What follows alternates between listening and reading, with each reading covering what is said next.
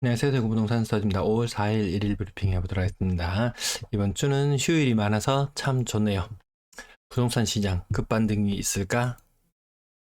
주간 실거래 지수가 발표되었습니다. 대구만 아직까지 하락에 물들어 있습니다. 세종시는 보시면 지금 6주째 상승을 이어가고 있어요. 수도권은 모든 것이 다 정리된 듯한 그런 느낌을 줄 정도로 낙폭을 많이 회복했습니다. 대구만 그만큼 상황이 좀 안 좋다. 아직 해소되지는 않았고 내년까지 아직까지 좀 더 이어지죠. 입주 물량 하나만 놓고 봐도 그러하고요. 나머지 영남권이 딴 지역에 비해서 상황은 안 좋다. 하지만 굉장히 많이 낙폭을 굉장히 많이 회복하고 있는 상태로 보여줍니다. 간밤에 미국이 기준금리를 올려서 5.25%가 되었어요. 우리는 3.5%, 역대 이런 적이 없었죠.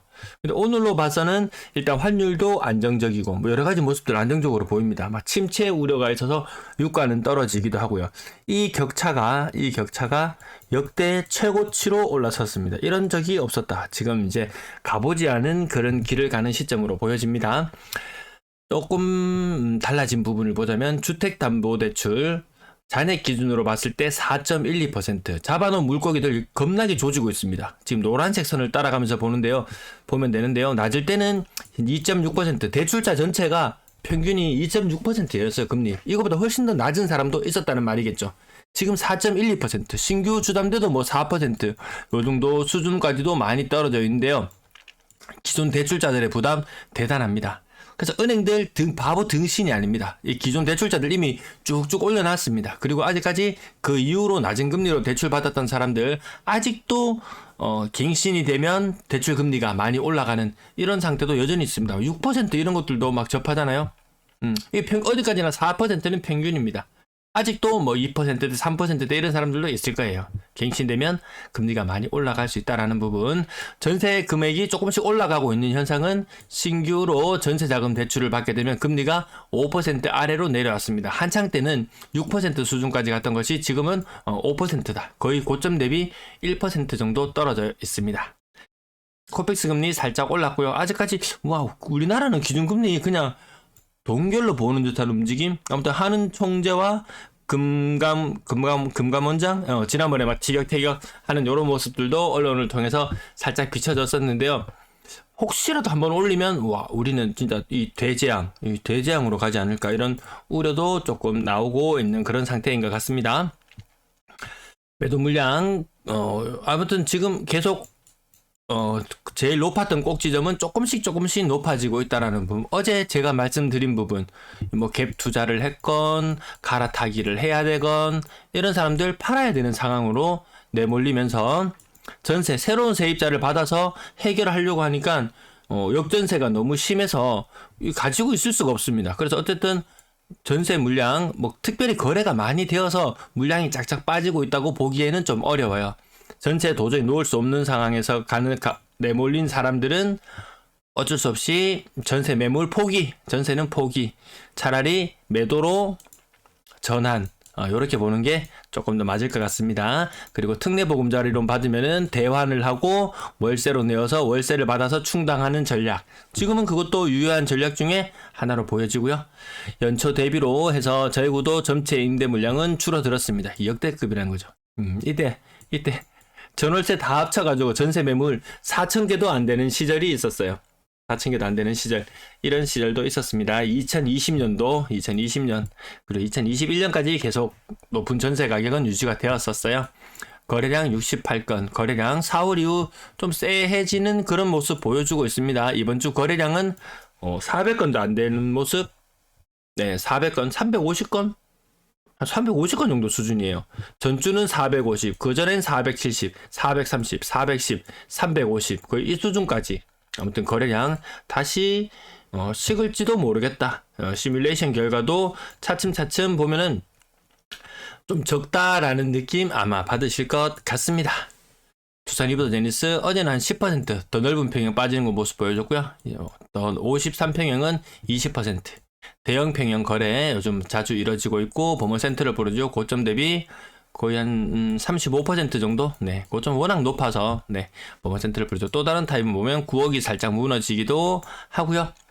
범원 센터를 부르죠. 가격 거래가 많습니다. 이거 이제 2년차 지나고 나서 본격적으로 재미 보고는 못 팔았지만 이거 지금 어떻게 되나요? 19년도에 입주, 21년까지 전세 한 바퀴 돌리고 전세 한 바퀴 더 돌릴 때 되니까 전세 가격이 쭉 빠지죠. 전세 가격 7억까지만 갔어도 매매 가격은 10억을 훨씬 더 상회할 수 있었을 텐데 최근에 전세 가격이 뭐 3억 5천, 4억 5천, 4억 5천 이런 식으로 되니까 매매가도 같이 키 맞추기 위해서 빠져있는 형국. 전세자금 대출 금리가 조금 떨어지니까 다시 전세 가격이 스물스물 오르지만 전세 물량이 많아서 서로 경쟁하는 위치에 놓이게 되면은 무한정 올리기는 좀 힘들어 보이기도 합니다.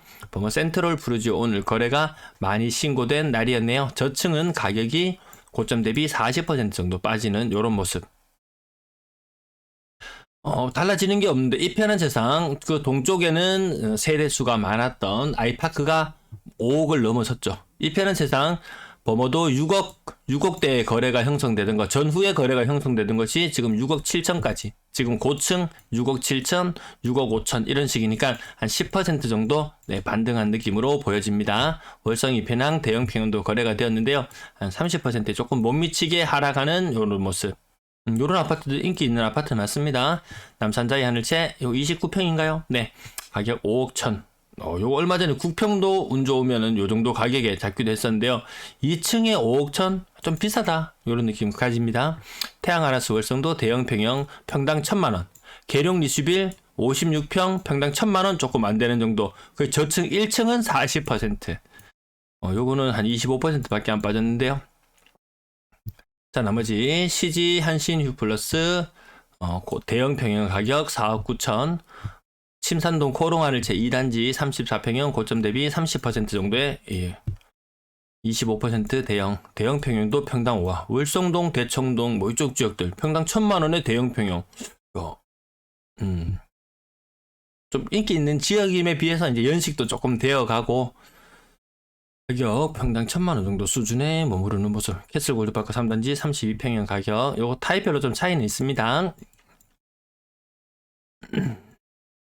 24평 남로 24평형 4억 6천.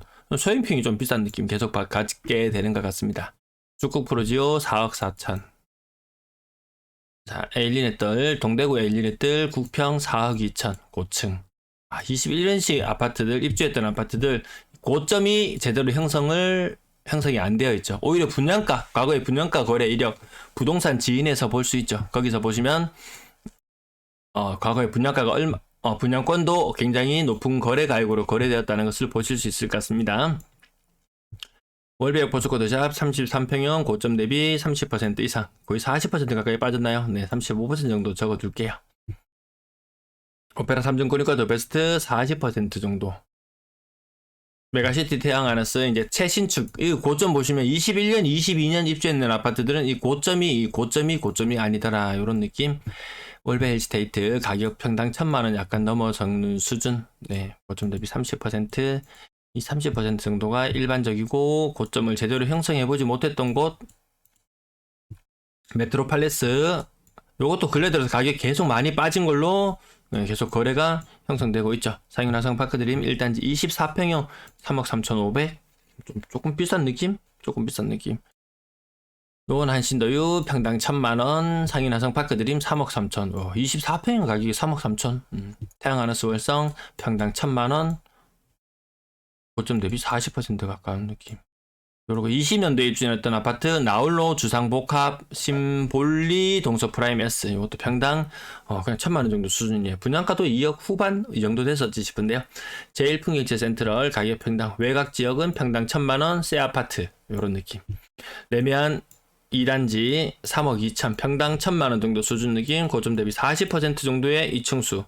여기에는 시청 이슈로 조금 많이 올랐던 부분도 반영이 되고 최근에 3.7억까지 거래 있었지만 그 아래쪽 가액이 거래가 계속 터져 나오고 있는 모습으로 보여집니다. 앞부분 마찬가지로 고점 대비 40%, 20%, 30%, 거의 30, 뭐 30, 요 정도도 계속 요 느낌 변함이 없습니다. 그래서 제목과 야 급반등이 있을까? 석 달째 금매 다 나가고 뭐 하고 했다 그러는데 아까 제가 그 매물이 늘어나고 전세 매물은 줄어들고 이런 그래프들을 보여드렸을 때 여전히 팔아야 되는 물건들이 많이 있다. 일시적 1가구 2주택 이 턴에 혹시라도 거래량 많이 터졌다가 혹시 혹여나 거래량이 줄어들어 버린다면 나중에 세금 부담을 또 고스란히 떠안아야 되는 이런 부분들도 있습니다. 지금 물론 차익이 적어져서 세금도 적어졌겠지만 세금 내는 거 아깝긴 하죠. 원당거래 대금 줄어들고 있고요. 뒷부분은 가볍게 지나가겠습니다. 매번 말씀드리는 내용이라서요. 또 새로운 것들이 눈에 띄면은 살펴보도록 하겠습니다. 분양권 거래량 4월에 압도적인 분양권 거래량을 보여주고 있어요. 그럼에도 불구하고 분양권 매물은 계속 누적돼서 쌓여 나가고 있어요. 35,000개 이거 와 분양권 시장에 풀릴 수 있는 물량 개수가 상상을 초월합니다. 특히나 주상복합 같은 경우에는 3년이 지나야지 가능했었던 그런 부분들까지 지금 막 하다 쏟아져 나올 수 있는 그런 상황이라서요. 물량이 조금씩 줄어들 때마다 야금야금 나오고 있는데 뭐 프리미엄이나 이런 것들은 좀 찾아보기 힘든 그런 형국으로 가고 있는 것 같습니다. 전세 거래량 70일간 전세 거래량 조금씩 줄어드는 시기로 가고 있고요. 제가 여기 숫자를 다 표시를 오늘 못 해놨군요. 조금 줄어드는 형태로 가고 있고 비중은 역대 전세를 가장 신뢰하지 않는다. 그래서 이런 것도 있어요. 사람들 전세를 못 믿는데 그래서 전세를 안 하고 집을 매수할 거래. 그럼 갭을 들어가고 투자했고 이래 투자용으로 있었던 물건들은 자기 자본이 비중이 높지 않으면 세입자 구하기 더 힘들어져요. 그러면 집을 매수함으로 인해서 매물이 줄어들 수도 있겠지만 이런 물건들이 매물로 더 많이 나올 수도 있고 이 모든 복합적인 이 상황들이 다 반영된 것이 이 차트 하나하나의 선이 아닌가 네 그렇게 생각합니다. 평균 전세 가격은 계속 내려가는 모양새를 계속 유지하고 있고요. 5월달 거래는 조금 더 터져 나와 보면 알 것 같습니다. 네, 나머지 뒷부분들 이거 10% 지킨다고 이거 언제 무너지나 보자고 제가 계속 벼르고 했었는데 지금 한번 무너지기 시작하니까 속절없이 무너져서 5% 정도 수준까지 5% 정도 수준이 어디냐 2017년도에도 4억 이상 전세 사는 사람이 5% 정도 비중이 되었어요. 그때나 지금이나 별반 다르지 않아요. 매매 가격도 상당수가 2017년도 수준인 게 지금 대구의 모습이죠. 네, 뒷부분까지 네 오늘 여기까지 네 시청 감사합니다.